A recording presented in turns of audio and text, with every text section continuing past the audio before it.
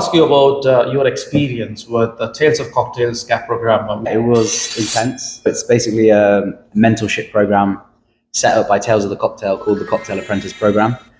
It was started maybe 10, 12 years ago by a very small group of sort of bartender elites who were running Tales of the Cocktail, executing the drinks, the seminars, the tastings. And then it's basically developed into a global mentorship program for bartenders to go to. You get to work with some of the greats of our industry, be mentored, execute Tales of the Cocktail, run the seminars, go through the prep, the batches, all of the logistics of Tales of the Cocktail that happens back of house. Wow. To basically run 5 days of events and seminars and tastings. For me, I was a red coat, so I was going as an apprentice, which is like the first level.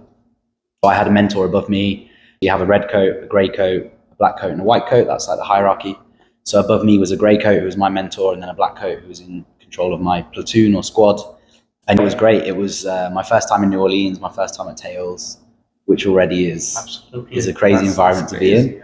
And then, yeah, for 6 days, we were basically, I think there was about 50 of us, people who didn't know each other. And within sort of 24 hours, we're all operating as one sort of organism to execute all these tasks and duties and tastings and seminars.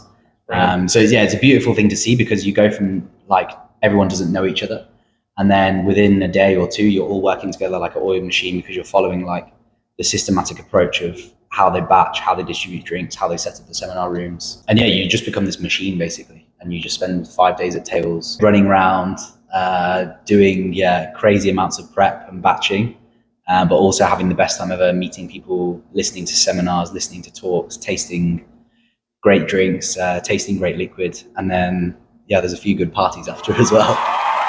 A couple of good parties. So yeah, I'd recommend anyone to apply for it. How does an average bartender apply for CAP program? So they open up applications, I think around July, August for the following year's Tales for Redcoats. If you follow their socials, Tales of the Cocktail, Cocktail Apprentice program, they'll usually announce when it's going to come out. Right now in April, they've just announced the Redcoats for this year. I'll be going back this year as a grey coat, so I'll be going back as a mentor to my own Redcoats. Yeah, so I'm back for a second year.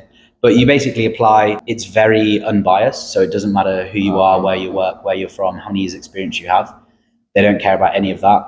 They more look at like who you are as a person, what are your goals, what do you want to achieve, how do you work, what can you bring to the CAP program. It's usually like 5 or 6 essay-based questions. Okay. So, describe a uncomfortable situation that you've been in, how did you deal with it, how did you grow from it, where do you see yourself in 5 years, how do you want to grow and develop. Questions like this, that really sort of identify you as an individual. Brilliant.